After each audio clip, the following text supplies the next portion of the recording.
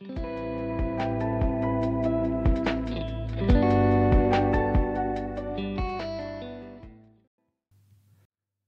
Gilles. Salut Ulrich. Comment vas-tu ? Bah écoute, ça va et toi ? Bah ouais, je suis très content de te recevoir. Enfin d'ailleurs, tu me reçois plutôt, on va dire ça comme ça.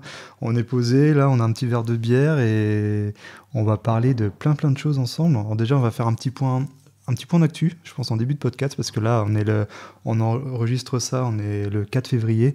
Il y a eu beaucoup de choses qui se sont passées là sur les 24-48 dernières heures sur les marchés Bitcoin, crypto, shitcoin, Ethereum. Donc on va parler un peu de tout ça. Et j'ai hâte. Ouais, moi aussi.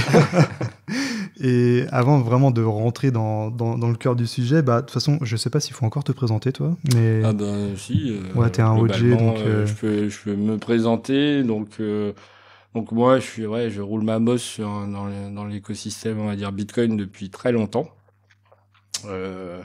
Rentrer pour les mauvaises raisons, rester pour la tech. Et puis rester encore plus longtemps pour la liberté, globalement. Ouais, voilà, je contribue un peu à l'écosystème de moult façons. La principale façon, c'est que je suis product manager chez Bull Bitcoin, l'exchange canadien bien connu qui est désormais européen. Et oui, donc tous les pays de la zone euro peuvent utiliser Bull Bitcoin. Et donc on travaille à tout ça, à l'expansion un peu internationale de Bull Bitcoin. Voilà, Bitcoin only, self-custody, exact. Ouais. Qui s'est lancé d'ailleurs, alors si je dis pas de bêtises, la plateforme elle s'est lancée il y a quoi ? Il y a 2 mois à peu près ? 2-3 mois ? En Europe, oui, on a commencé fin décembre. Ouais. Fin décembre. Et là ça fonctionne bien. On a déjà pas mal de comptes qui se sont créés.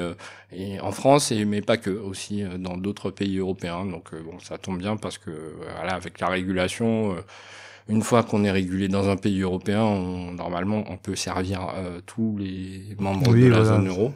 Il y a quand même des avantages à l'Union européenne, quoi. Voilà, mais bon, il faudra passer par MiCA. De toute façon, on en reparlera pendant le podcast si tu veux, mais c'est vrai que moi personnellement, j'utilise Bull Bitcoin pour les achats de mes sats et franchement, ça fonctionne très bien.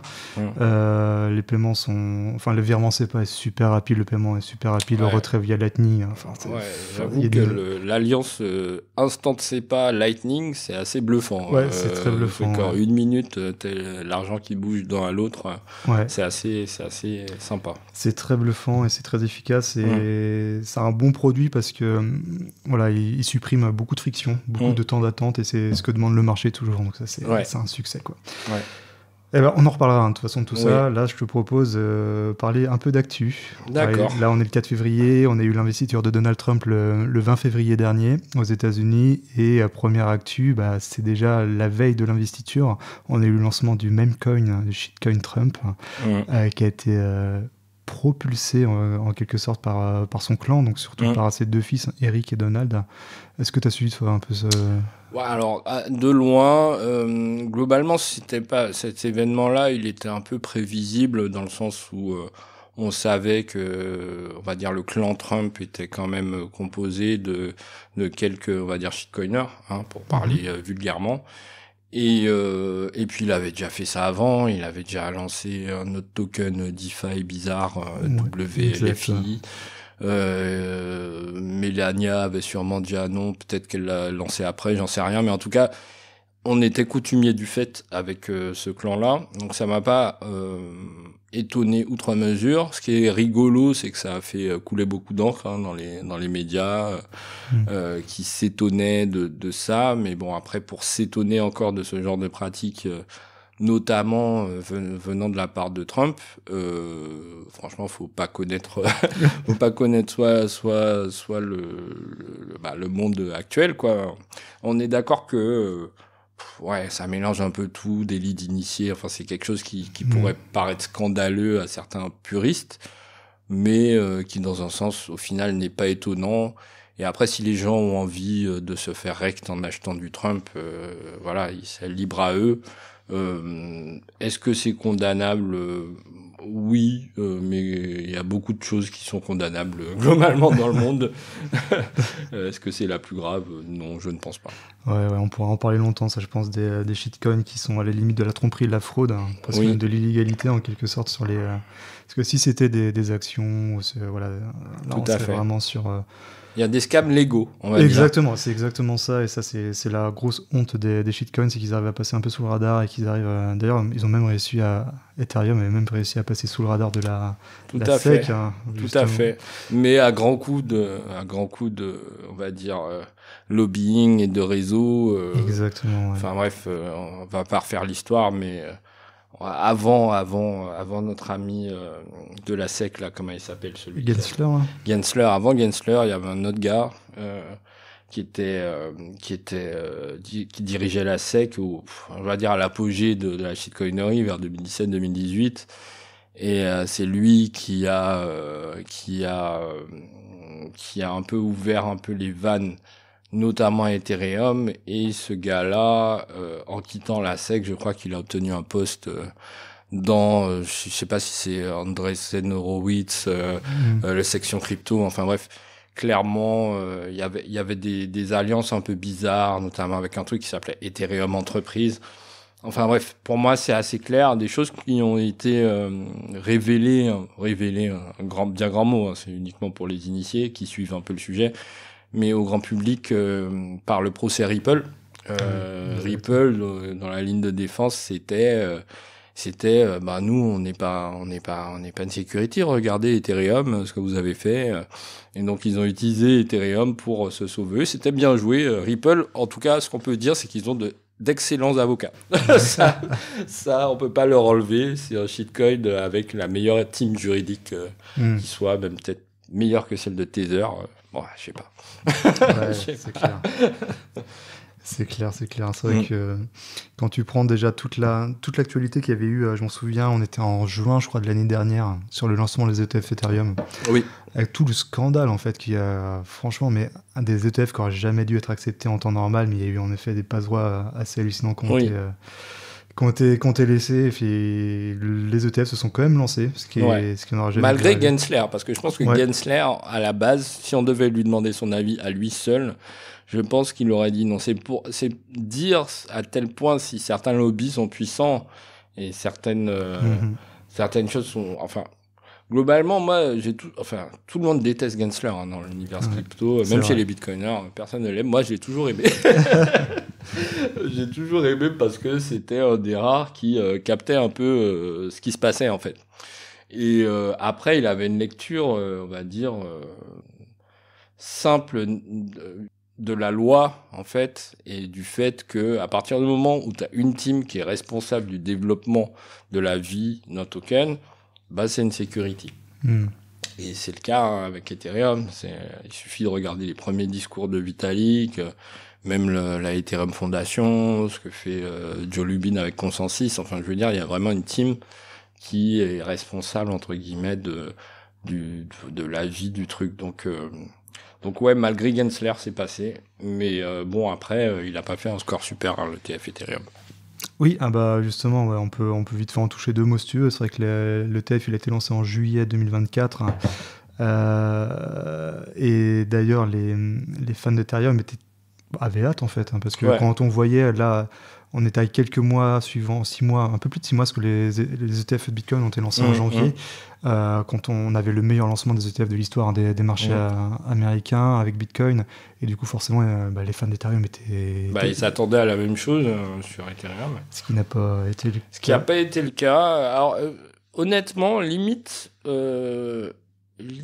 même moi j'ai été étonné par cet échec, en fait, globalement, parce que je pensais que justement avec toute cette pression, tout ce lobby, notamment de tout ce qui est Silicon Valley, les VC funds qui sont à fond dans le Web 3.0 et la DeFi, etc., on sent que malgré tout ça, en fait, tu sens que le marché reste le marché, en fait.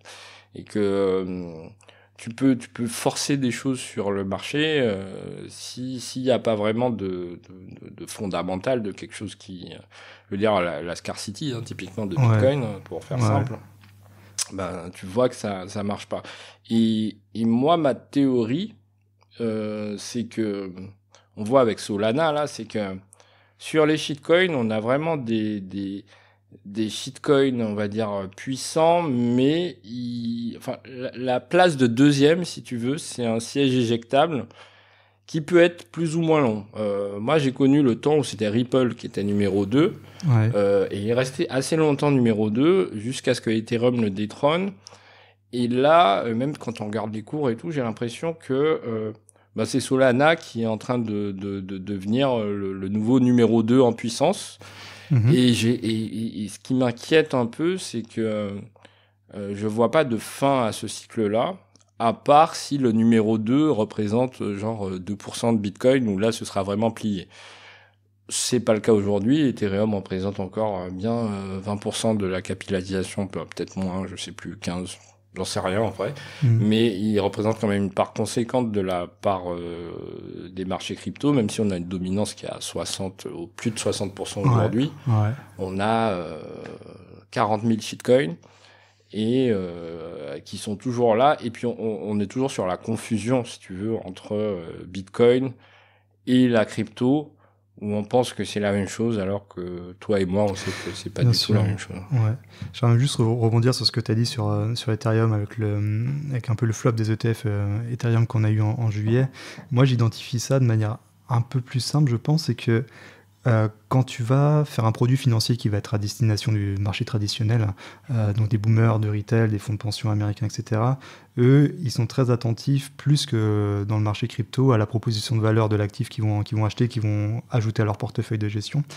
Et je pense qu'il y a beaucoup de fonds de gestion qui ont acheté du Bitcoin parce que voilà, leur numérique, etc., ils ont été un peu happés par cette idée-là, narratif de leur par ce numérique. narratif-là. Par contre, quand tu as eu l'ETF Ethereum qui s'est lancé, tu es quand même sur le marché TradFi, donc marché traditionnel.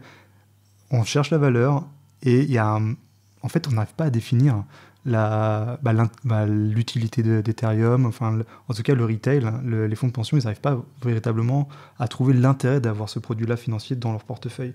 Et d'ailleurs, on l'a vu au long de l'histoire d'Ethereum. Ils se sont souvent présentés comme étant l'internet de l'argent, ce genre de choses. Il y a eu plein de narratifs sur Ethereum. Et il y a plein de narratifs, c'est marrant. Et d'ailleurs, je pense que c'est un peu là où ils ont un peu perdu, c'est le fait que, outre le fait que le consensus même technique d'Ethereum soit mouvant, le narratif derrière Ethereum est aussi mouvant. C'est-à-dire que moi, je me souviens de l'époque, au tout début, moi j'ai vu un lycée d'Ethereum, j'ai pas participé malheureusement, où tu avais 2000 Ethers pour un Bitcoin à l'époque. C'est marrant parce que... J'ai un ami qui a participé à ça. Ouais, financièrement, c'était quand même assez intéressant. Et à l'époque, on était sur The World Computer. Ouais, c'est ça. Et je me souviens de présentations, notamment une à Paris de Stéphane Tual à la fondation Mozilla, où il présentait des serrures connectées qu'on allait ouvrir avec une transaction Ethereum, des taxis volants. Enfin, il était vraiment allé très loin et on était en 2016, tu vois. Donc, et derrière, Ethereum, au fil des cycles, il y a eu des changements. En fait, au fur et à mesure que les gens utilisaient Ethereum pour faire, pour moi, l'unique cas d'usage d'Ethereum, qui est en fait le casino évolué, en fait, globalement, parce qu'on est plutôt sur du gambling. Donc, t'as eu les ICO. Les ICO, c'était un peu vraiment la révolution, parce que n'importe qui, à l'époque, n'importe qui était même pas dans la crypto savait ce que c'était une ICO. Et donc voilà, les ICO, les NFT, la DeFi. Après, ils ont fait Ultra Sound Money, où là, tu commençais à avoir un signe de faiblesse parce que ils sont un peu alignés sur la Sound Money de Bitcoin pour dire Better Bitcoin. Et je pense que c'était une erreur globalement. Ils auraient dû rester à côté en fait, et ils sont un peu plantés là-dessus. Et au final, les jeunes, on va dire, les crypto-bros actuels, ce qu'ils veulent, ils veulent qu'une chose, c'est du gambling.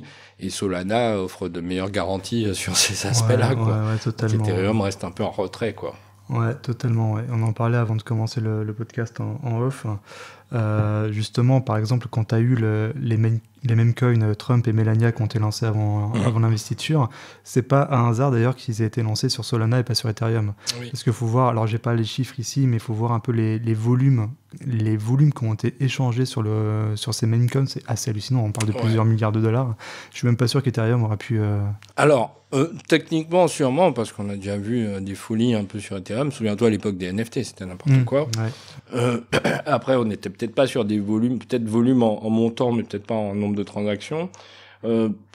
Sûrement, je pense que Ethereum, surtout avec ses ses pléthores de layer 2, je mets des guillemets, on les voit pas à l'audio, mais qui sont en fait des entreprises centralisées qu'on peut avec des admin keys, mais en fait là, ce qu'on voit surtout, c'est que ceux qui ont lancé ces mêmes coins là, ils sont juste pragmatiques et ils sont juste à l'écoute de ce qui se passe, c'est du marché.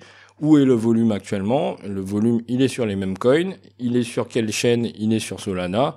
Donc allons-y, quoi. C'est pour moi, enfin, si j'étais complètement froid et voilà que j'analysais les choses froidement, j'aurais fait la même chose. J'aurais fait sur Solana parce que c'est là qu'il y a le marché, c'est là que en plus, Solana, ils ont tout fait pour faciliter le truc, quoi. Je veux dire, ça, c'est moins cher, c'est plus rapide. Oui, voilà. Ouais. Voilà, quoi. En fait, c'est plus adapté au gambling du mec lambda, quoi. Ouais. Et alors, je vais pas le dire souvent, mais chapeau à Solana quand même. Parce qu'il n'y a pas eu de merde. Le réseau a tenu. C'est vrai que ça fait longtemps qu'ils n'ont pas arrêté. Hein. Ouais, ça fait au moins un an, là. Je sais pas. Je pense qu'ils ont rajouté des serveurs, de la RAM, je sais pas. Ils ont rajouté de la RAM. Ils ont rajouté de la RAM. Ils ont mis des disques SSD, je sais pas. Mais ouais, ça, en même temps, quand les enjeux financiers sont grands, bah, je veux dire, tu mets les moyens. Hein, et ils ont raison de le faire. Après, bon... pour moi, je parie vraiment sur vraiment Solana, le prochain Ethereum. Ouais.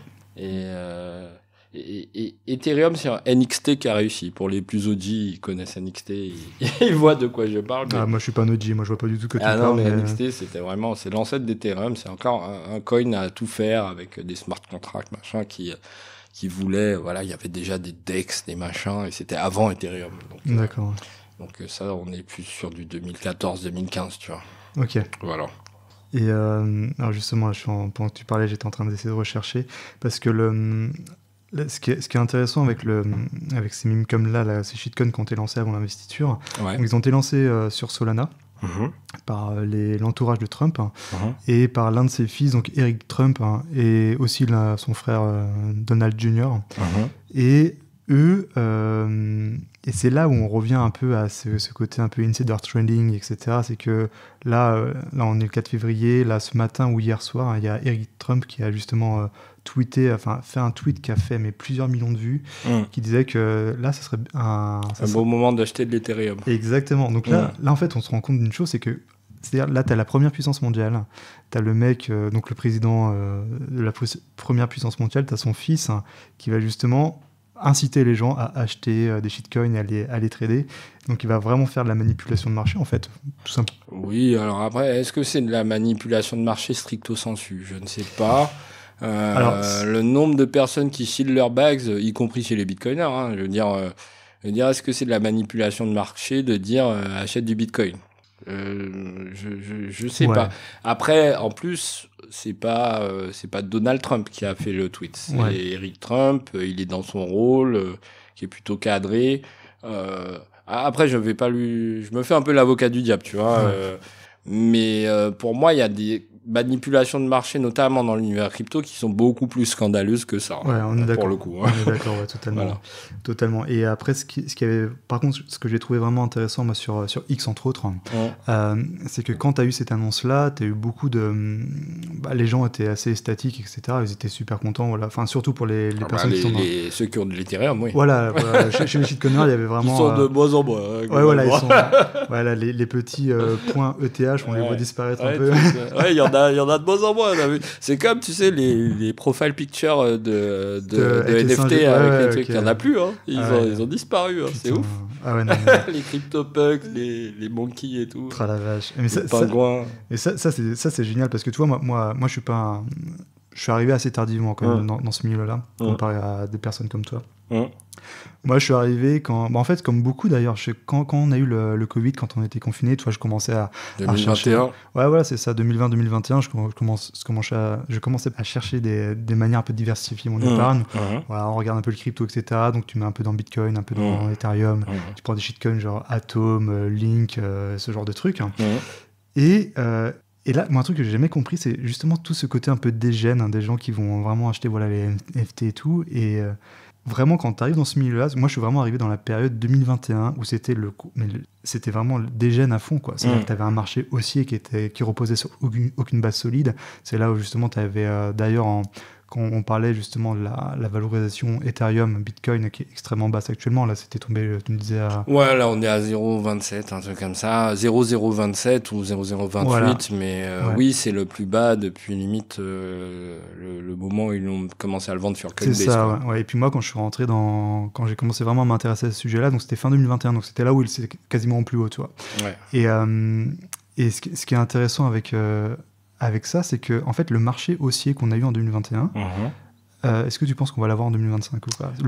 C'est la fameuse alt season. Alors, ce qui est intéressant, c'est que moi, j'ai connu en fait plusieurs alt seasons, et je peux même dire que j'ai connu celle de 2013. Parce que en 2013... J'étais encore à la maternelle. Ouais, je suis vieux. En 2013, moi, je découvrais Bitcoin. Bitcoin a dû faire 30 $, 1000 $ dans l'année. Et il y avait déjà les premiers altcoins. Et du coup, il y avait certains altcoins où tu faisais des multiples de fous. Et le côté dégène existait déjà. Je me souviens qu'il y avait déjà les pump and dump sur Twitter, où en gros les mecs qui disent ouais, on annonce. Alors ça c'était, je crois que je me suis fait avoir 2 fois, et la 3e fois j'ai compris que c'était un scam. C'est qu'en gros ils annonçaient un coin au hasard, tu vois, parce qu'il y en avait déjà des centaines, voire des milliers. Ouais. Oui, on va le pump et tout, et en fait ils annonçaient au top ils avaient fait pump avant, tu vois. Ouais. Et en fait tout le monde arrivait, achetait, et eux ils vendaient.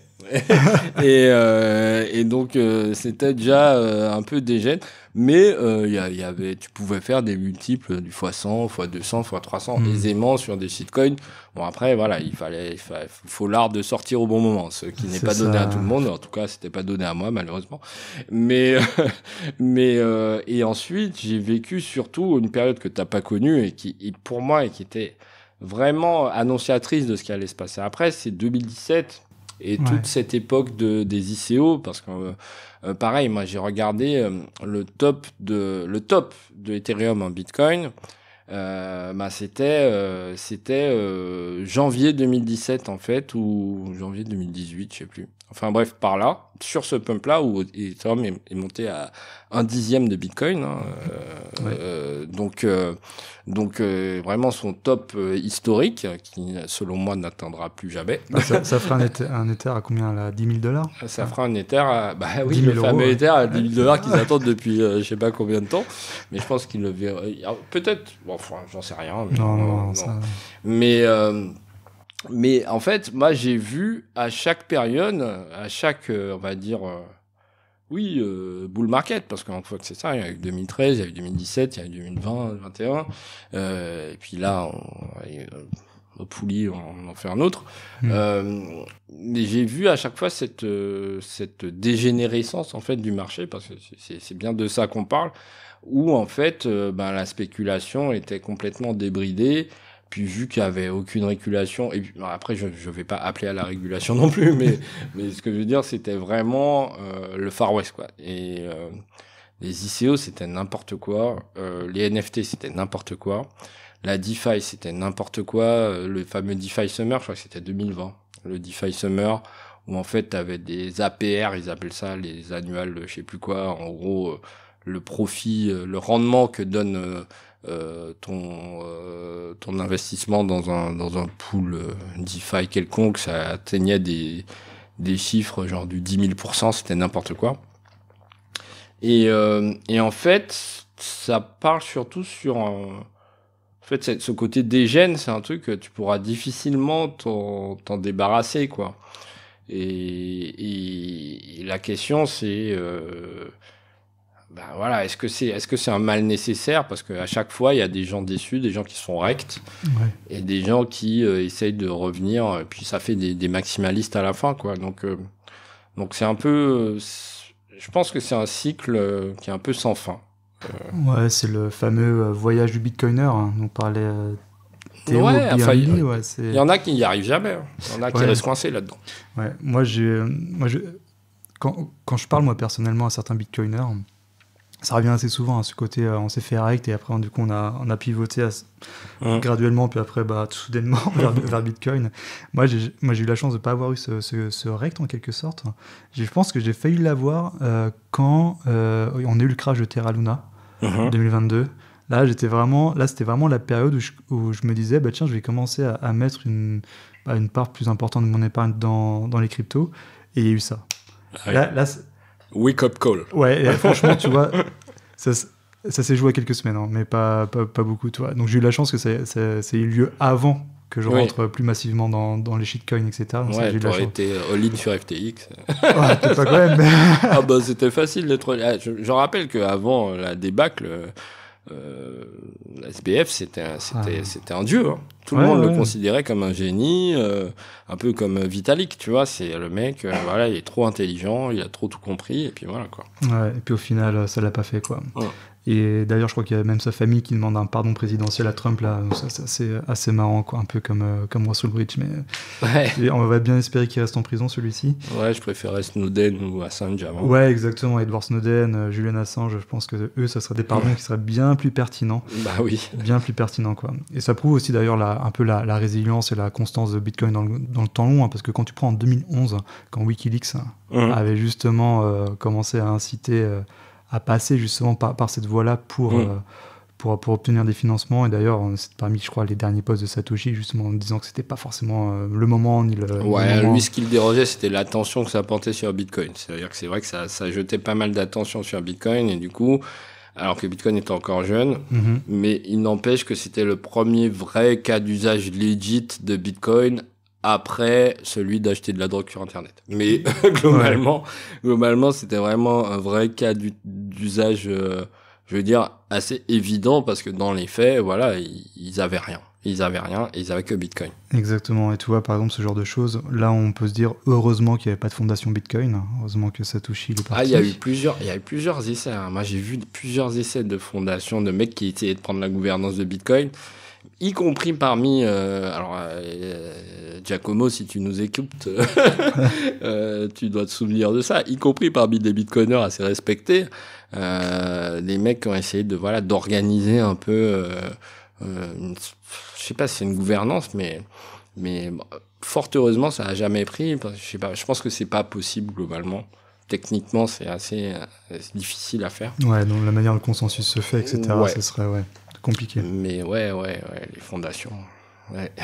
Alors que tu vois, Ethereum, eux, c'était combien? C'était 70% de la supply qui avait été préminée ou pas? Ouais. Ouais, c'est assez impressionnant. Et en fait, je sais plus, j'ai vu passer après.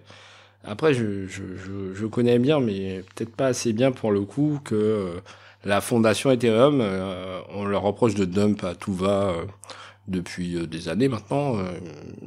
Ils dumpent assez régulièrement des Ethers, mais je crois qu'il leur rend officiellement, il en reste plus beaucoup. Mais des mecs comme Joe Lubin, par exemple, ils doivent avoir un stash assez impressionnant. Et en fait... ouais, ils font une Garling House, quoi, sur le Garling House, qui est le CEO de Ripple, qui tous les mois dump plein d'XRP sur le retail, et les gens sont contents d'en acheter.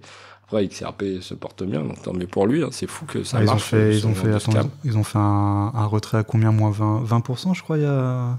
Ouais, après, mais bon, ils ont globalement, après, contre Bitcoin, t'es perdant, mais je veux dire... globalement, y a un petit miracle qui se fait que voilà, Bitcoin, il est à $3. Moi, en 2013, quand j'ai commencé, Ripple existait déjà, il devait être à 30 centimes, tu vois. Donc, fois 10 en 10 ans, bon, c'est pas mal. Oui, c'est vrai que... oui, non, t'as raison. Bon, c'est pas Bitcoin, mais le scam, et je veux dire, il il est efficace, quoi. Tu vois ce que je veux dire? Il est efficace. Et aujourd'hui, tu as Ripple qui est une entreprise qui est très, très, très puissante, basée sur de la monnaie imprimée orthocinaire, quoi. Donc, ouais, totalement. On en parlait juste avant. On va dire, c'est l'état d'esprit fiat porté à son apogée, quoi. C'est chacun peut imprimer sa propre monnaie, et Ripple, c'est exactement ça. Et là où ils sont très bons, t'en parlais tout à l'heure, c'est que déjà, d'un point de vue juridique, hein, ils se sont très bien couverts les fesses quand ils ont attaqué par la SEC. Bah ouais, ils ont réussi à gagner contre la SEC, c'est assez impressionnant. Ouais, et là, tu vois même actuellement, d'ailleurs, avec l'administration Trump, ils arrivent quand même à se faufiler un peu dans les... Alors qu'ils étaient Kamala. Ils étaient Team Kamala avant. Exactement, ouais. Ils étaient Team Kamala, ils ont un modèle quand même qui est... leur shitcoin, c'est quand même de mon point de vue, c'est la pire saloperie qui puisse exister, tu vois, dans le sens où tu peux légitimement te demander si c'est pas une sorte de monnaie numérique de banque centrale un peu cachée. Ah non, mais ça, de toute façon, eux, pendant notamment la campagne, hein, ils étaient à fond sur il y aura un CBDC et c'est nous qui allons le faire. Donc, si tu veux, eux, ils prennent vraiment... Mais c'est pas les seuls, hein, je veux dire, il y en a plein qui se disent, de toute façon, si on est dans un monde de moutons, les gens, de toute façon, ils kiffent le fiat system, donc on va leur donner ce qu'ils veulent. C'est un peu l'approche de Craig White aussi. Hein. Craig White, avec BSV, il disait, oui, moi, je vais mettre la loi dans Bitcoin, je vais pouvoir freeze des transactions, enfin...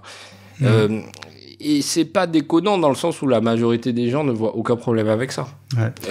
Donc voilà, après, le problème, c'est que aujourd'hui, ils ont des moyens, ils peuvent faire du lobbying, ils vendent du rêve aux holders et aux investisseurs qu'ils vont être intégrés leur technologie.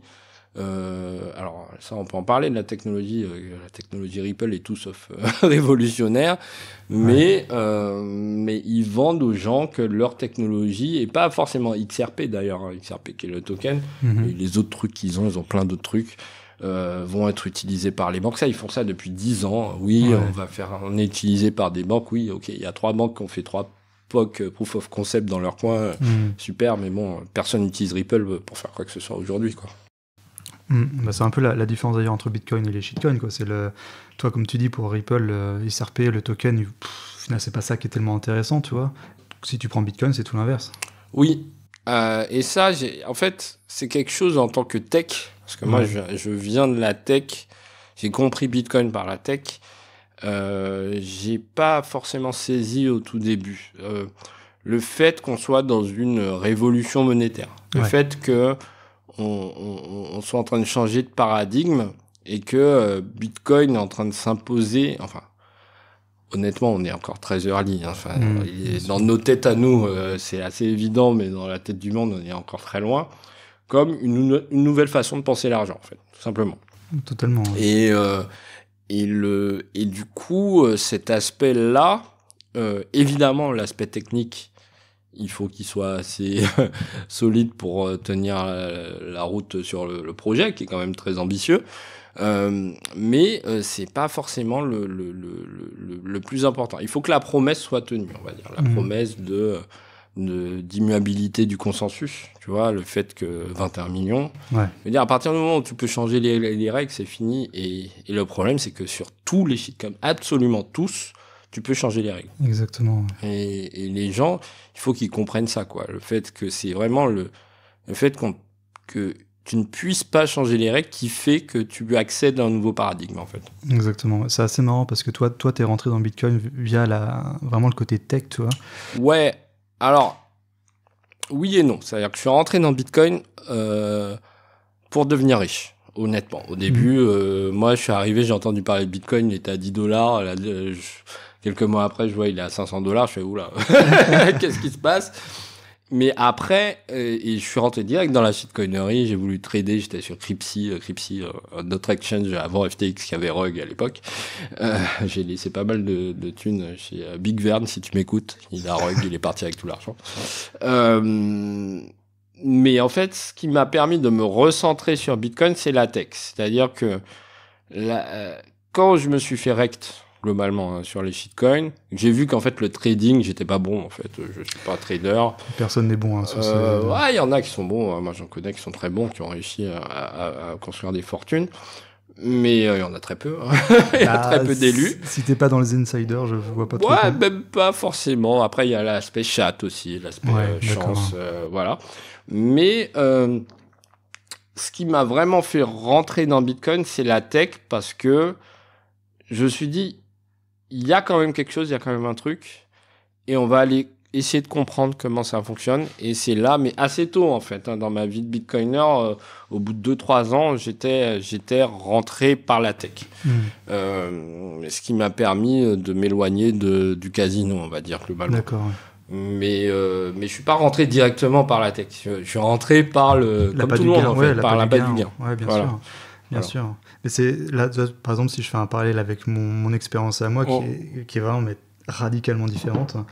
Moi, tu vois, j'ai pas fait d'études dans la tech. Je suis, moi, c'est vraiment mon parcours, il est extrêmement littéraire, quoi. C'est bac L, après licence en histoire, master de recherche d'histoire, etc.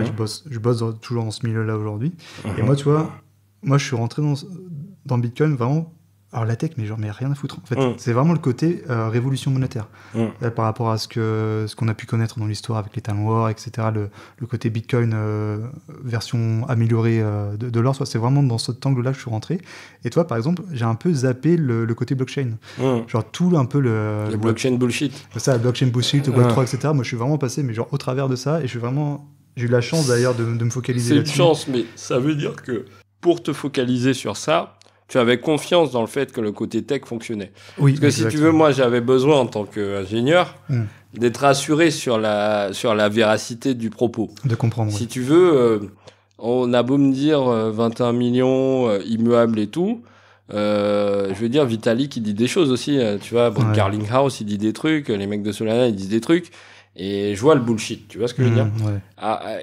Et en tant qu'ingénieur... quand tu rentres dans la technique de Bitcoin, tu comprends, et là tu dis « Ah ouais, en fait, c'était pas des conneries ». Et c'est marrant parce que moi, c'est Bitcoin qui m'a appris tout ce que je sais de l'économie, tu vois, typiquement.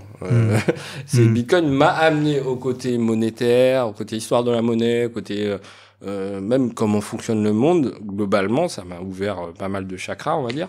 Mais d'abord, mon esprit cartésien fait que j'avais besoin d'être rassuré sur le fonctionnement technique.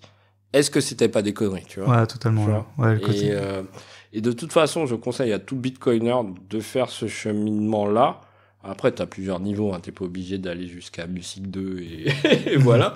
Mais juste le cheminement qui fait que on a une quasi-certitude que la promesse sera tenue. Ouais, c'est ça. Voilà.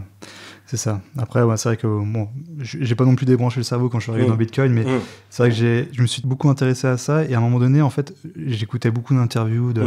Moi, à l'époque, c'était GAC, etc. Hein, c'était ce genre de chaîne. C'était Richard, si tu nous écoutes. Et Richard, Guillaume, etc. Et c'était les interviews des, de Seb, Yorick, ce genre de personnes. Et aussi beaucoup de contenu anglophone. J'estime que c'est les francophones qui ont la chance d'avoir une bonne compréhension de l'anglais, je trouve que c'est... Ah mais tout à fait, de toute façon, voilà. Si j'avais suivi des comptes francophones dès le début, je me serais retrouvé abonné d'Asher et de Cryptomatrix, tu vois, et j'aurais appris que de la merde. Donc globalement, oui, il faut absolument maîtriser l'anglais, lire les trucs en anglais. Évidemment, il y a plein de merde en anglais aussi. Tout à fait, il faut pas oublier, mais faut avoir la chance de tomber sur des bons gars. Moi, c'était Andreas Antonopoulos. Ah bah, l'un des meilleurs, bien sûr. Ouais. Moi, je suis allé même jusqu'à le rencontrer, le connaître, échanger avec lui, parce que j'ai traduit son Mastering Bitcoin.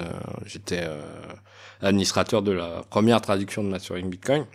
Parce que c'est des gars, ils sont pas là pour gamble, ils sont là pour t'élever, en fait. Bien sûr.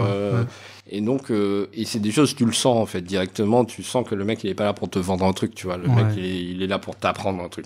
Yes. Et ce qui est pas le cas sur les influenceurs crypto, quoi, tu vois. De toute façon, tu le sens. Tu le sens quand t'as l'influenceur crypto, quand t'as le bitcoiner maxi qui est...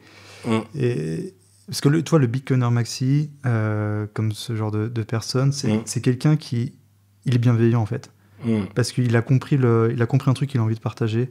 Et ça se sent. Et il y a un peu ce dicton d'ailleurs chez les Bitcoiners anglophones, c'est on ne connaît jamais aucun Bitcoiner qui a fait marche arrière. Alors que si tu prends chacun des shitcoins, il y a toujours un mec qui a été déçu, il y a toujours un etc., etc. Et dans Bitcoin, par exemple, t'as pas ça. Et moi, je sais, c'est quelque chose qui m'avait beaucoup plu. Et c'est aussi pour ça que je suis devenu vraiment... J'ai dévié vers le Bitcoin maximalisme. C'est que il y a tellement d'intelligence parmi les Bitcoiners. Il y a tellement de personnes qui y sont depuis très longtemps, qui comprennent le truc comme moi, je pourrais jamais le comprendre. Et ils sont toujours là, ils sont toujours aussi fervents défenseurs du protocole. Et à un moment donné, tu sais, il y a un peu ce dicton, c'est que quand tu crois au marché, quand tu crois à la division du travail, à la spécialisation des compétences, à un moment donné, quand toi, tu n'as pas ces compétences-là et quand un autre l'a, et il t'assure que c'est ça, que c'est solide, etc., et bah toi, tu débranches le cerveau parce que tu n'as pas le temps d'acquérir le même niveau de compétence que la personne, mais etc. De toute façon, sur Bitcoin, ce n'est pas possible. Et même si j'en ai sur une techno qui est trustless, sans confiance, on est obligé de s'appuyer sur certaines opinions, Mais après, le fait de choisir telle ou telle opinion, parce qu'évidemment, il y a des gens qui sont très respectés, qui vont t'expliquer que Bitcoin, c'est de la merde, et que la voie, c'est les smart contracts, c'est Ethereum, c'est machin. Et en fait, je veux dire, qui connaît les discussions que Greg Maxwell avait avec Vitalik en 2016 sur les trucs vraiment techniques bas niveau, où Greg Maxwell expliquait à Vitalik que son truc ne pouvait pas marcher pour telle raison. Ça, on n'est pas nombreux à l'avoir lu. Et en fait, pareil sur la Block Size War, très intéressant la Block Size War. Quand il y a eu la Block Size War, c'est à ce moment-là, moi, que je suis devenu maximaliste.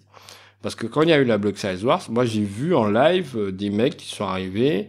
Je me souviens d'une conf à Londres où tu avais Mike Hearn, Gavin Andresen qui disaient bon, on va passer les blocs à 20 mégas, voilà. Parce que et moi à l'époque je trouvais ça logique. Je trouvais bah oui, c'est normal des blocs à 20 mégas, plus de transactions.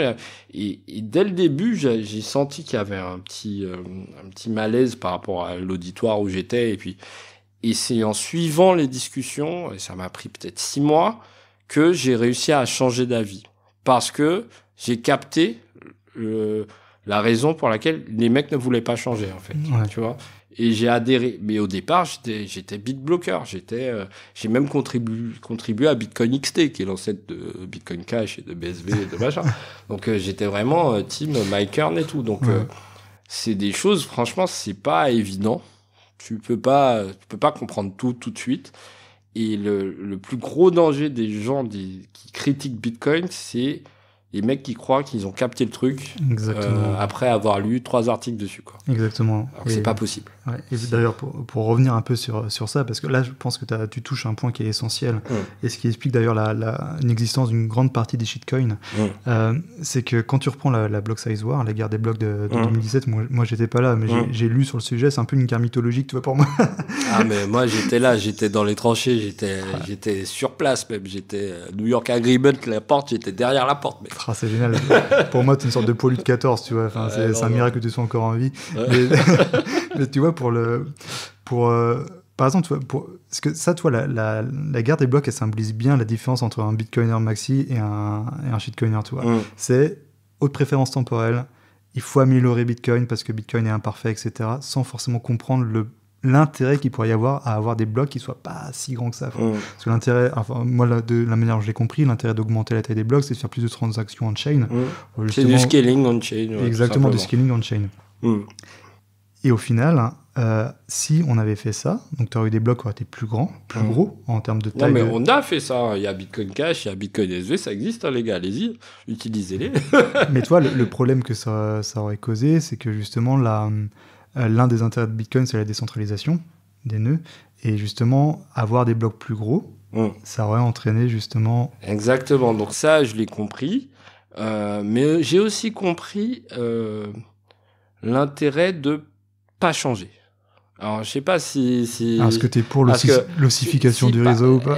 Alors ça, c'est un gros sujet qui en revient un peu à une de mes grandes thèses, qui est une thèse, on va dire, technique et plus d'adoption.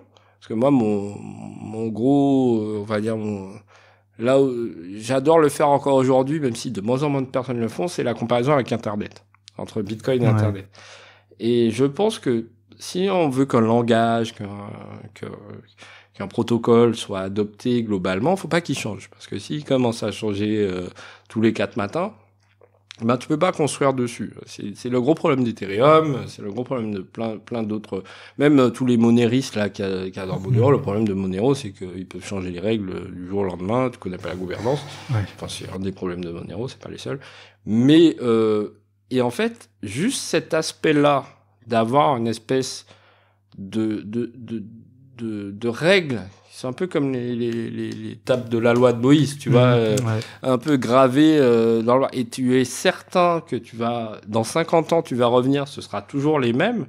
C'est un peu le truc qui te permet de te projeter, en fait, dans l'avenir. Et si tu fais le comparatif avec Internet, les règles de base de IP, elles ont 40 ans. Elles n'ont pas changé, en fait. Et ce qui a permis toute cette explosion d'adoption, mais sur des couches supérieures, parce que la base, c'était la communication entre les machines avec des 0 et des 1.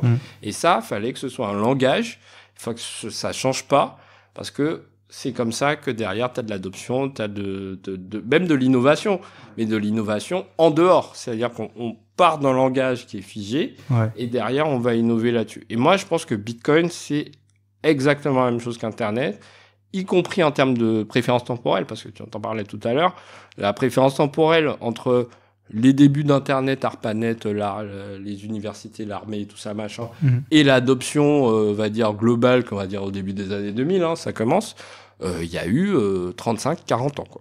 Ouais, c'est vrai. Et les gens l'oublient, en fait. Et je pense que Bitcoin, c'est pareil. Et le fait que les shitcoins essayent de réinventer la roue, ça fait qu'une chose, ça fait perdre du temps.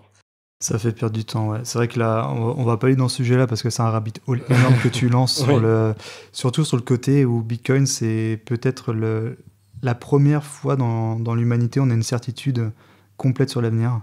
L'émission des bitcoins, et en plus ça touche la monnaie, donc si ça touche la monnaie, ça touche le temps humain, l'énergie, etc. Donc on peut y stocker. Non, mais le rapport entre Bitcoin et le temps, c'est fascinant. Exactement. T'as lu Bitcoin is Time d'RGG, cet article est magnifique, il faut que tu le lises si tu l'as pas lu, mais globalement le rapport au temps avec Bitcoin, c'est juste fascinant, c'est limite magique. C'est fascinant, c'est magique, ça redéfinit même l'humanité, toi. D'une certaine manière. Je sais pas si j'irai jusque-là, mais en tout cas, on va dire que c'est une espèce de... Tu sais, il y a le débat découverte-invention de Bitcoin, tu vois. C'est vraiment... moi, je suis un peu partagé là-dessus, mais on a découvert un nouveau moyen de représenter le temps. Exactement, ouais. Voilà. Et c'est plus la vibration des atomes, c'est le travail. Exactement. Et ça, c'est quelque chose qui est super important. Par exemple, en économie autrichienne, c'est le rapport du temps à l'homme et le temps, l'importance du temps dans le processus économique. Et quand tu prends des économistes autrichiens comme Ludwig von Mises, etc., eux, ils ont beaucoup écrit sur ce sujet-là parce que eux, ils avaient... C'était même d'ailleurs quelque chose qui était très abordé par Bergson, Henri Bergson, un philosophe français, c'est la notion du temps, de la durée. Donc la durée, c'est le temps vécu individuellement par chacun d'entre nous. Et avec toi, quelque chose comme Bitcoin, on a une certitude en fait sur le futur, sur une chose, donc la monnaie Bitcoin, et ça peut redéfinir la manière dont nous on perçoit notre rapport au temps et comment on se projette dans la durée. Donc c'est un rabbit hole qui est immense. On va pas avoir le temps malheureusement de sauter dedans aujourd'hui, mais peut-être on peut dire déjà que dans le papier de Satoshi Nakamoto, je crois qu'il y a une dizaine de références. Et je crois qu'il y en a de références à la fin, les articles externes qui référencent. Et il y en a genre 5 ou 6 qui sont sur le timestamping et tout ce qui est la gestion du temps, en fait. Donc, dès sa création, en fait, Bitcoin avait déjà la valeur temps d'ancrer dans ce qu'il est, en fait. Exactement. Ce qu'il représente, c'est la time chain. Exactement, de Jack Mallers, là, sa présentation à Madère, là, qui avait justement sur le côté, les bitcoins ne sont pas bloqués comme l'or dans le sol, mais bloqués dans le temps, et du coup, l'homme ne pourra jamais, par quelque moyen que ce soit, augmentation de la production, etc., il ne pourra jamais débloquer ça, quoi. Et ça, c'est génial. Et justement, alors, pour essayer de faire un peu le pont entre tout ça, donc on a compris que les shitcoins, eux, ils ont totalement pas intégré ça. C'est le casino constant, quotidien, etc. Et par exemple, toi, on en parlait avant le podcast, avant le podcast, du coup, sur X, hein, il y avait pas mal de comptes de gens voilà, qui sont dans les cryptos, et quand ils ont vu la forte baisse du marché qu'on a eu récemment, quand ils ont vu le shitcoin Trump, Melania, etc., tu vois certains d'entre eux qui disent putain, mais en fait, j'aurais dû être maxi Bitcoin, etc. Et ça, c'est quelque chose, j'aimerais bien qu'on en parle, parce que la route un peu vers le maximalisme, ou en quelque sorte vers la prise de conscience, hein, qu'il y a un moment donné, tu es là pour faire de l'argent, mais à un moment donné, tu te fais rug, on te dump, voilà, tu sers de exit liquidity pour d'autres mecs que toi qui, eux, justement, sont des vrais insiders, hein, qui ont vraiment fait les VC à fond, qui avaient une bonne partie des tokens avant vraiment le lancement du shitcoin. Et comment, toi, tu vois le lien entre le mec qui se fait rect et la route un peu comme ça vers... Bah, déjà, je peux dire que je l'ai vu à tous les cycles. Si tu veux, à chaque cycle, il y avait toujours les gens qui étaient... moi, typiquement, sur le premier cycle, j'étais à fond dans Zetacoin, tu vois. Je pensais que Zetacoin, c'était le futur. Et ça existe encore, ça, je crois, en plus. Ouais, vite fait. Vite fait, ouais. Je suis pas sûr qu'il y ait beaucoup de nœuds. Mais en gros, à chaque cycle, on a les déçus de la shitcoinerie qui essaient de se raccrocher à un truc. Parce qu'en fait, tu peux pas te dire, ah, mais j'ai totalement eu tort, tu vois ce que je veux dire? Donc, tu vas essayer de chercher la substance, et en fait, plus tu cherches la substance, plus tu tombes sur Bitcoin, en fait. Je veux dire, c'est... Et donc, oui, c'est un espèce de en tout cas, c'est le chemin le plus classique vers le maximalisme. Même si, tu vois, pour moi, la notion de maximalisme, elle est... je pense qu'elle sera caduque dans pas longtemps, quand tu auras quand tu auras une dominance à 90%. Je veux dire, voilà, personne, si encore je compare Internet, il y avait des réseaux concurrents à Internet, personne ne connaît de TCP/IP maximaliste aujourd'hui, tu vois ce que je veux dire, parce que tout simplement TCP/IP a gagné. Donc, le maximalisme, c'est, on va dire, une espèce de retour à des valeurs un peu sûres, à quelque chose de rassurant. Et même si tu es là pour gagner de l'argent, tu vois bien que en termes de performance, s'il y a bien une certitude, plus le temps avance, le fameux temps, c'est que Bitcoin, ça va pas zéro, quoi, tu vois. Bien sûr. Donc c'est un peu soit zéro, soit l'infini. Donc et là c'est un peu tard pour zéro, je pense. On a plus de chances d'aller vers 1 million que vers zéro, apparemment, voilà. Pour certains, mais... Mais après, ça demande quand même une certaine capacité à se remettre en question. Je veux dire, c'est pas tout le monde. Moi, je connais pas mal de gens qui sont des shitcoiners de 2013, tu vois, et qui le sont toujours. Donc, surtout, en fait, les gens qui n'en sortent pas, c'est des gens pour qui les shitcoins ont été très généreux. En fait, et ça, il faut pas, ça existe. Je veux dire, il y a plein de gens qui ont construit des fortunes sur des ICO, sur des NFT, sur des shitcoins qui sont partis de 0 à 500 millions, grâce à la shitcoinerie, à ce casino géant. Donc, ils peuvent pas devenir maximalistes, globalement. Bien sûr, parce qu'ils ont gagné toute leur vie et tout ce sur quoi ils sont construits, c'est ça. Donc, ils peuvent pas le renier. Donc, mais fort heureusement, on est sur une extrême majorité de gens qui sont rects. Enfin, fort heureusement. Non, pas pour eux, malheureusement, mais en tout cas, quand tu te fais rect, ben voilà, je veux dire, c'est soit tu abandonnes tout et tu passes à la culture de concombre bio dans le Larzac, soit tu essayes de rester sur quelque chose on va dire de solide, et là il y a que Bitcoin. Ouais, totalement. Et donc tu deviens maxi. Donc à chaque cycle, on a des nouvelles vagues de nouveaux maxi qui arrivent, même si en fait on n'est pas tant que ça globalement. On n'est pas tant que ça. On a encore early, toi. Et quand dans la crypto, on est minoritaire, très minoritaire. On est très minoritaire, ouais. On doit être 5% à peine. Ouais, c'est ça, je pense, ouais. Oui, c'est vrai, ouais, non, t'as totalement raison. Et des fois, on a piqûre de rappel quand on voit les gros comptes, tout à l'heure tu parlais de Hasher, etc. Les gros comptes comme ça, des fois qui tweetent voilà, et on se rend compte en effet que nous on est assez minoritaire dans notre truc, dans notre coin, mais qu'on est toujours un peu dans l'ombre, et qu'on est toujours là pour leur rappeler qu'ils ont tort et qu'on a raison, en quelque sorte. Ouais.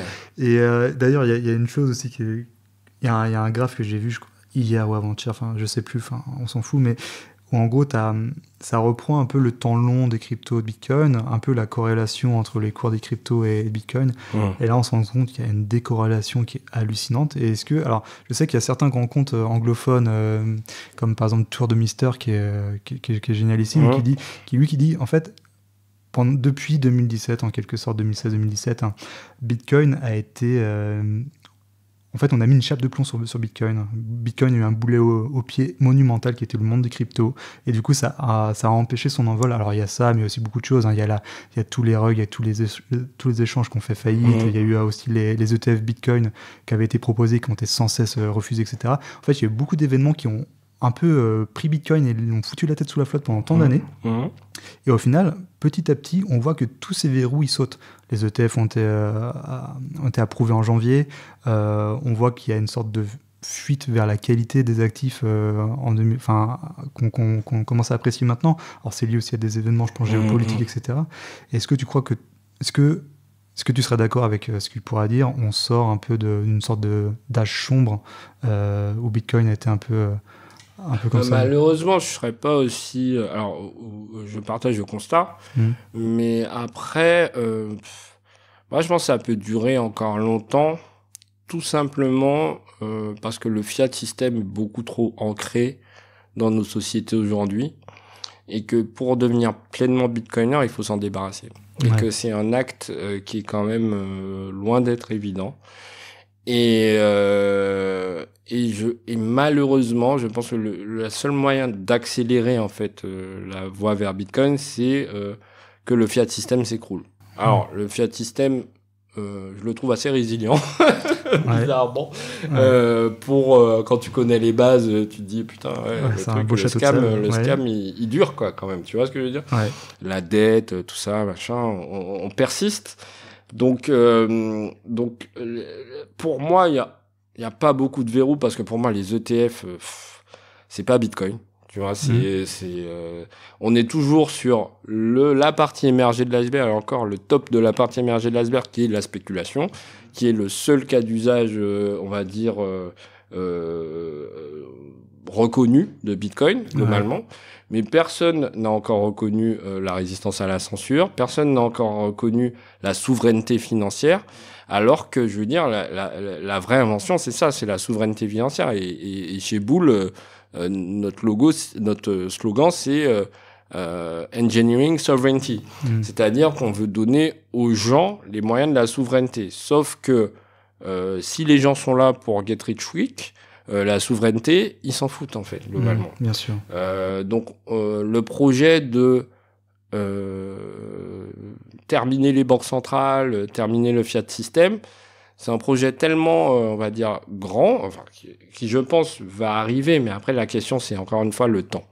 Et je pense que contrairement à Arthur, je suis pas sûr qu'il y ait des verrous particuliers qui aient sauté, parce que je vois très peu, et même quand tu regardes dans Saylor, tu vois, même je vois que il a pas capté, quoi. Globalement, et c'est les mecs qui sont les plus vocaux, c'est les mecs qui parlent le plus. Donc, lui, il croit à l'USD, enfin, après, c'est peut-être par rapport à ses intérêts et comment il manage son truc, mais globalement, tu peux pas croire à l'USD et être bitcoiner, tu vois ce que je veux dire? C'est ça, après, voilà, il y a beaucoup de choses à dire sur Saylor, Michael Saylor, donc le PDG de MicroStrategy, parce que lui, il a un peu, je pense, le cul entre deux chaises, entre le côté peut-être bitcoiner maxi, mais aussi sous les feux des régulateurs et tout, donc je sais pas, franchement Saylor, moi, je suis assez partagé. Lui, il joue un jeu particulier, je pense que lui, je veux dire, il va se faire cancel dans pas longtemps, il s'est déjà un peu à moitié fait cancel pour plein de trucs, tout à fait, mais oui, le nombre de bitcoiners qui qu'on a perdus sur la route. Tu parlais des mecs qui reviennent jamais, mais il y en a qu'on a perdus aussi sur la route. Moi, j'en connais. J'ai des contre-exemples, on va dire. Ok. Après, voilà, Bitcoin n'a pas de héros. Hein, donc, non. Slay your heroes. Exactement, faire très attention à ça. Et là, j'aimerais vraiment rebondir sur ce que tu viens de dire sur ce qu'est Bitcoin à la base, la souveraineté individuelle, la résilience de l'individu face à la coercition, donc le fiat système, l'État, etc. Sujet, Et vraiment, justement, Bull Bitcoin, vous avez ça à cœur. Parce que quand je t'entends parler, quand j'entends Théo parler, quand j'entends GG parler, etc., vous faites pas semblant, quoi. Vous faites pas semblant, on sent que vous avez... mais c'est particulier. Non, mais c'est ça aussi, tu vois, par exemple, toi, avant le podcast, d'ailleurs au début du podcast, je disais que j'utilise Bull Bitcoin moi aussi pour acheter mes Bitcoins maintenant, toi. Mais parce que, alors déjà, la plateforme, elle est top, c'est ultra fluide, enfin ça, il y a pas de souci par rapport à ça, les CEPA se font très rapidement, l'achat se fait très rapidement, le retrait en Lightning se fait instantanément. Et il y a aussi tous les TOS que vous avez derrière. Et les TOS Bull Bitcoin, moi, c'est quelque chose qui me parle énormément parce que justement, c'est ce projet politique, ce projet de renforcer l'individu, de le rendre résilient et à terme, pourquoi pas, retirer la gestion de la monnaie aux mains du gouvernant. Et franchement, j'aimerais vraiment qu'on parle de ça parce que c'est un peu ce qui va cristalliser, je pense, les années qui vont venir. Nous, en tout cas, en Europe, même si aux États-Unis, ils s'éloignent un peu des MMBC, etc. Mais nous, en tout cas, c'est quelque chose qu'on va encore avoir sur le dos pour un petit moment. Et parlons un peu de ça, quoi. Ouais, en fait...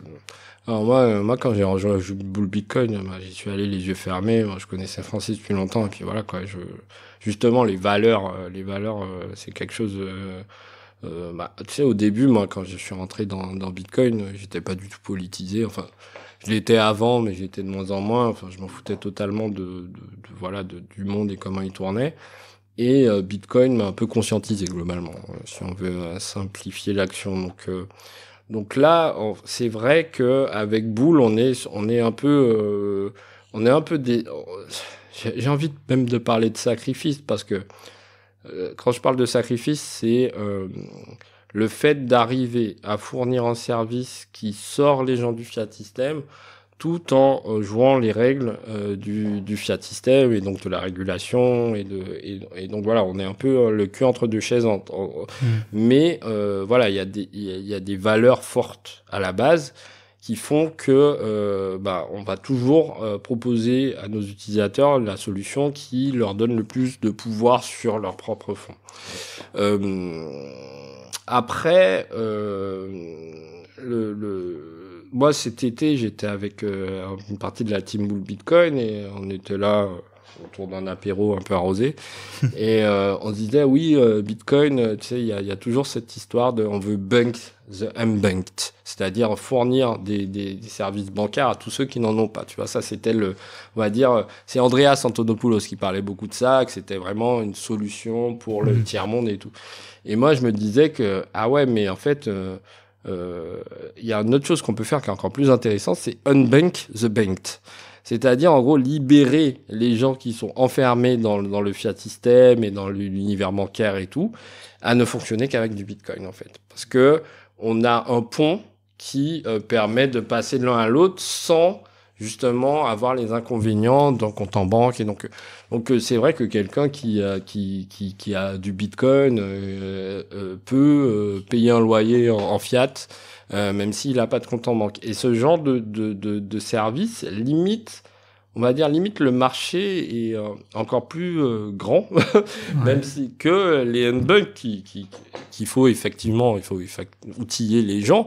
Mais globalement, le nombre de personnes qui ont un compte bancaire, il est supérieur au nombre de personnes qui n'en ont pas, en fait. Quand tu regardes la planète, peut-être pas, je pense qu'on doit être moite-moite à peu près. Ouais, mais en tout cas, en termes de pouvoir d'achat, en termes de valeur qui peut arriver dans Bitcoin, t'imagines si le cadre de la défense ou peut-être pas le fonctionnaire, mais il avait pas de compte en banque, quoi. Aujourd'hui, avec des outils comme Bull, il peut.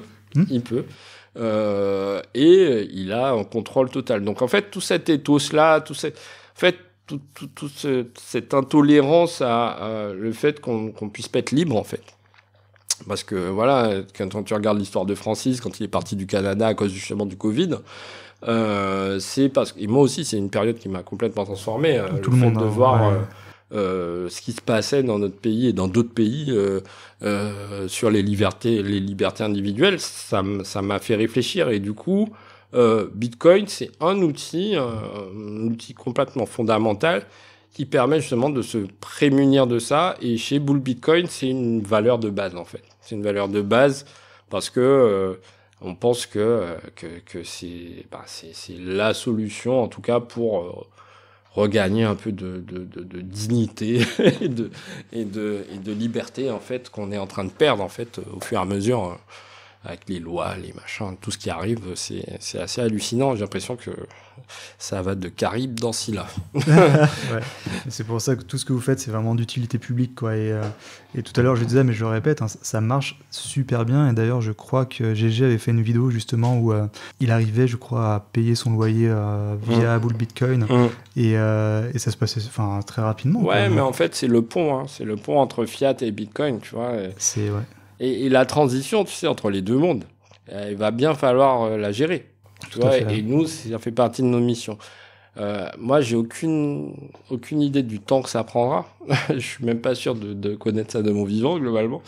Mais il va falloir bien des soldats pour organiser la transition. Exactement, ouais. Et heureusement que vous êtes là pour ça, quoi. Et en effet, comme tu dis, on ne sait pas combien de temps ça va prendre, on ne sait même pas si ce sera notre vivant. On dit souvent dans Bitcoin qu'il faut dézoomer, mais ça nous inclut nous-mêmes. Mais oui. faut dézoomer. Et après, il faut se dire une chose, c'est que Bitcoin, toi, on fêtait il n'y a pas longtemps les 16 ans du lancement, et on a déjà dépassé la capitalisation boursière de l'argent, tu vois. Bientôt peut-être l'or. Donc toi, faut se dire qu'en 16 ans, il y a tellement de chemin parcouru que nous réservent les 16 prochaines années, quoi. Enfin, c'est ça qu'il faut se dire, quoi. Ouais. Et les outils que vous mettez en place avec Bull Bitcoin, c'est vraiment déjà relié à l'origine du protocole. Qu'est-ce qu'il est censé faire? Réseau pair à pair, résilience de l'individu, etc. Souveraineté individuelle, on se passe des tiers de confiance le plus possible. Et franchement, enfin... Ça fait vraiment le mec qui chill, hein. Je suis pas sponsorisé. Et franchement, tu vois, moi pour être honnête, hein, parce que bon voilà, avant d'utiliser Bull Bitcoin, moi j'utilisais les échanges traditionnels, Kraken, entre autres, Bitstack aussi que j'ai utilisé. Oui, Bitstack. Et au final, tu te rends compte que bon, les deux étaient bien, mais en effet, chez Bull Bitcoin, ça je crois que c'était Théo qui en parlait, en effet, c'est du réseau Lightning, il y a le prix auquel vous achetez Bitcoin sur Bull Bitcoin, c'est le vrai prix. Alors nous on a une politique plutôt transparente, c'est-à-dire qu'on prend on prend le pourcentage de frais, mais par contre, ce qui est assez transparent, c'est que quand tu fais un ordre, on bloque un prix en fait, et donc tu l'acceptes ou pas en fonction de ce que tu veux. Et donc si tu veux, il y a pas de frais cachés, de trucs. Bon, globalement, il y a un autre truc assez important, et moi je suis attaché en tant que tech, c'est que on va essayer de fournir le meilleur de Bitcoin en tech. C'est-à-dire que le fait de supporter Lightning, le fait de supporter Bitcoin, le fait de supporter par exemple les PayJohn qui sont vraiment une avance en termes de privacy. Est-ce que tu peux expliquer ça justement un peu? Ouais, le PayJohn fait que justement tu vas... c'est une sorte c'est une sorte de mixing collaboratif en fait, globalement, qui permet de justement gagner en privacy, parce que on sait bien que une des faiblesses, entre guillemets, du Bitcoin en Layer 1, c'est la traçabilité totale des transactions, qui pour moi est un mal nécessaire, parce que si on n'avait pas cette traçabilité, on n'aurait pas pu fonctionner comme on fonctionne aujourd'hui. On est d'accord. Mais tu vois, par exemple, sur cet aspect-là, il y a un truc, un mème que j'adore, là, qui est sorti récemment, que j'ai retweeté, c'est les monéristes qui disent ouais, tu peux pas tracer ma transaction. Et moi, je leur dis, je leur parle de Lightning, je veux dire, tu ne peux pas tracer aucune transaction Lightning. Va me retrouver une transaction Lightning. Je veux dire, les layers, c'est des solutions de privacy. Enfin, Lightning, je veux dire, voilà, c'est pas traçable. Donc, avec de la technologie, et justement, nous, on est attaché à fournir la technologie, on va dire, la plus mature et qui correspond à un besoin. on va la proposer, tu vois. Donc, PageOn, plus de privacy, Lightning, l'instantanéité, la privacy aussi. Liquid, justement, pour éviter... Alors, c'est des compromis à chaque fois, hein, que ce soit Lightning, Liquid ou autre. Mais à chaque fois, il y a... je veux dire, on met des outils et on met aussi pas mal d'open source à disposition. Alors, l'open source, je sais que t'es pas tech, mais globalement, moi, je suis informaticien depuis les années 2000. L'open source a transformé l'informatique. Moi, quand j'ai commencé l'informatique, ça n'existait pas.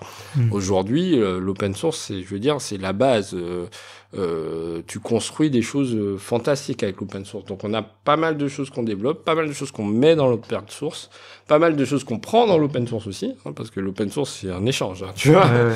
Et, tout à l'heure, je disais que j'étais pas tech, mais je me prends suffisamment la tête avec Linux. Hein, ah oui.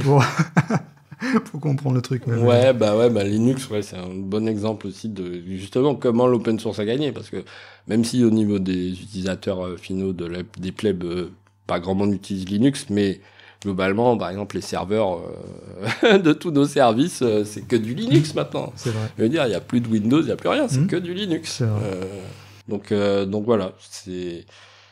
Enfin, en tout cas, chez Boole, on a à la fois ces valeurs, on va dire presque politiques, philosophiques. Voilà, on peut pas parler de philosophique, et ces valeurs aussi d'outillage technique qui soit le plus adapté pour arriver au but final, qui est la souveraineté, qui est la résistance à la censure, etc., etc. Donc voilà. Donc pour tout cet aspect-là, moi je suis très content d'être chez Boole, et je pense que à terme on peut, au fur et à mesure que Bitcoin va devenir, on va dire, un peu plus accepté, toléré, on va dire, par le monde traditionnel, il va falloir des gens qui maîtrisent la technologie et qui justement construisent les ponts. Et moi, je suis assez bullish sur justement le fait que Boole puisse permettre à, je sais pas, n'importe quelle fintech de rentrer dans Bitcoin en appuyant sur un bouton. Parce que tout le monde n'a pas cette connaissance de Bitcoin que celle qu'on a en interne, où on a 15 ingénieurs, tous bitcoiners. Bref, voilà.